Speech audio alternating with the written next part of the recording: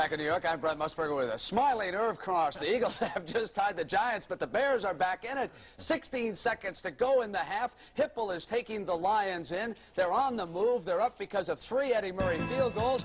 Then this pass picked off by Todd Bell. Or who in the world is Todd Bell? 4th-round draft choice out of Ohio State, a rookie. His first interception as a pro, and he goes 92 yards for a touchdown. What a thrill. What a debut. The Buckeye takes it in, and the Bears are back in it. Just seconds left in the first half. All right, Tampa Bay, Green Bay. The Packers had won 3 in a row. They were back in the hunt in the NFC Central. And the Buccaneers have clawed all over them. It's 27-0, and it's liable to be worse. Buffalo now snapping back against New England, 13-7. That game's in the second. And the homecoming game that you're watching, and the Bummerooskies ahead 10-3. They're, of course, at the half. Cincinnati over Denver. It is now 28-7. Pete Johnson has scored twice for the Bengals. That is 13 touchdowns on the year. He ran in for one and caught a pass for the other. The Steelers are not out. They're still stalking the Bengals. It is 12-3. Remember, Pittsburgh plays Cincinnati one more time this year. All right, the Giants and the Eagles, all even at 10 apiece. Scott Brunner in at quarterback because of the injury to Phil Simms. He gets the ball down to Gary Shirk. Shirk gets it down to the 22-yard line, and that set up a field goal by Joe Danello. How many did Danello kick in a row now for the Giants? 13. This is his 13th one. He hits, it goes in. The ricochet. All right, now the Brunner interception. Jaworski back to work for the Eagles. Goes to Krepfle. They got on the board. Going ahead. And then back came the Giants up over the top. It was Leon Bright, but Tony Franklin has just kicked a field goal seconds ago with time running out in the first half, so they are tied at 10. Kansas City has just kicked a field goal. They are all even with Seattle at 3 there in the first quarter. St. Louis and Baltimore, they are tied at 7. Curtis Dickey scoring from 36 yards out for the Colts in that game. And the NFL today continues on CBS after these messages from your local stations.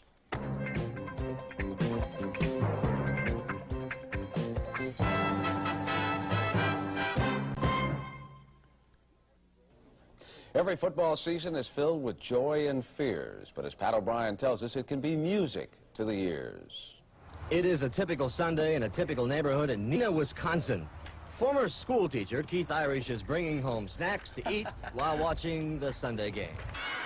And a play action, they're looking to throw. Harlan Huckabee has a touchdown. Green Bay. Heads up, play. He's watching with his partners from Irish Sax Studio, whose newest venture is singing sports highlights. But the Packers quickly come right back. But the Packers quickly come right back. All a pass to them off and left. I mean, when you tell somebody you're singing sports highlights, they think you're nuts. They really do. Are you? Yes. But when you have a peculiar mind and a peculiar personality, you find yourself doing peculiar things. Yeah, you can feel that. Peculiar? Not so perhaps when 6 major cities are customers, including San Francisco. Now you're playing the Browns today, right? You're in San Francisco today.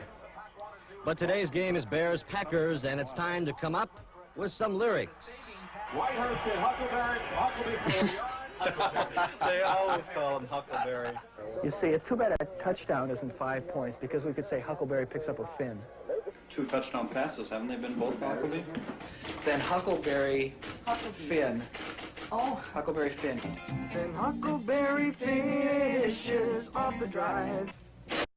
That's what I have. Let's go see if it works. Then Huckleberry hounds the Bears one more time. 14-10, the Packers have the lead. That's Huckleberry. We know. I think players' names are one of the things that makes the job fascinating. We sent Plunkett off on a touchdown junket once. We did a Tippecanoe and Tyler's through when we played the Rams. And a Lynn Dickety split once when he scrambled, which he doesn't do often. He can't. The singing is done by an unlikely group, a former teacher, a secretary, an electronics salesman, and that's in Wisconsin. Back at 10:45. The editing is done in one of the contract cities, in this case, Chicago, where last week's game highlighted, even in defeat, Walter Payton. The Bears claw back in the second half. McCoy interferes. It takes the Bears 3 times to get in gear. But Walter Payton finally breaks left on a sweep. The Packers lead 21-17.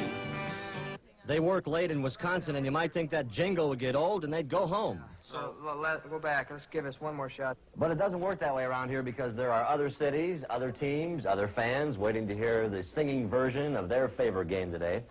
In fact, Keith is in an office here double-checking some highlights from Minnesota, and he'll put some lyrics to those for another tune. Keith and the rest of them will stay up most of this night, grab a few hours of sleep, get up tomorrow morning, and start over again. But they don't care that much. That's why they got into show business. I'm surprised every morning now when I get up and realize that we are actually pulling this off. That's Huckle B. I know. Pat O'Brien, CBS Sports, Neenah, Wisconsin. Cross over the bridge. What could they have done with you in your playing days? My singing voice? What do you think? Right. The NFL today continues on. All right, Gary, thank you so much. Back in New York, along with Irv Cross, you gotta feel happy for Bum Phillips today, Irv. Boy, what a homecoming. You knew darn well, you know, the Houston Northern crowd had to be somewhat split. You know, there's a strong allegiance towards Bum, but on the other hand, they wanted their home team to win. Yeah, you know, Irv, I heard some cheering down there when New Orleans was scoring. I gotta tell you the truth on that one. Let's take you to the scoreboard now and get you up to date with everything else that's going on. The legend, Eric Hipple, has done it again, and the Lions are about to break through and win for the first time this year on the road. And here it is, Irv, and Vince Evans wasn't throwing well. Boy, I tell you, he did have a bad day. James Hunter picks this one off and sets up a scoring opportunity for his club.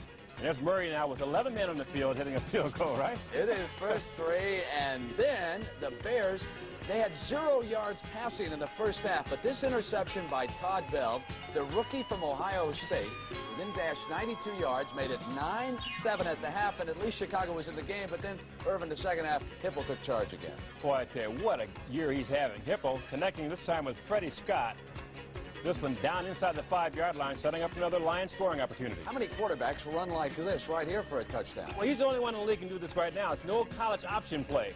This time he keeps, doesn't push the ball off, goes in for the score. And again, they're in the fourth period down there. If he keeps that up, though, he's going to have some hip injuries, leg. You can't do that long in that league. Tampa Bay a winner today. Easy over Green Bay, 37-3. The Buccaneers are now 6-6. They are in the chase for the wild card.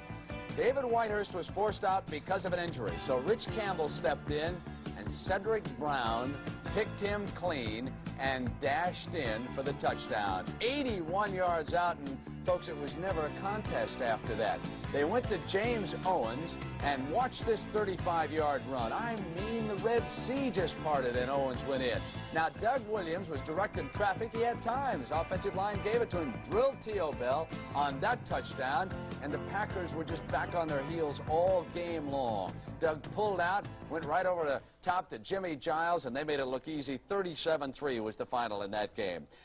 Buffalo over New England, an unbelievable turnaround. Just 10 seconds to go in that game. The Patriots were on defense, and Joe Ferguson pulled out. He threw a 36-yard pass intended for Frank Lewis. The ball was tipped up in the air. Roland Hooks pulled it down for a touchdown, and Chuck Knox pulls one out. 20-17 is the final. And, of course, the homecoming for Bum Phillips' success, 27-24. The Saints and Bum over Houston and Ed Biles today in that one. And Cincinnati made it easy, 38-21. How about these Bengals? They may wind up in the Super Bowl. And that is now a final score, 38-21. And the NFL Today continues on CBS in just a moment.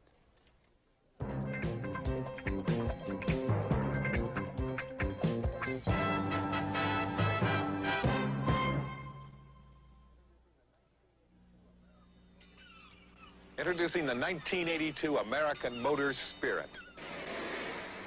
Any car could rust under 30 feet of salt water, but we're showing it to make a point. Only the tough Americans from American Motors give you Z-Bart factory rust protection and a full 5-year no-rust-through warranty.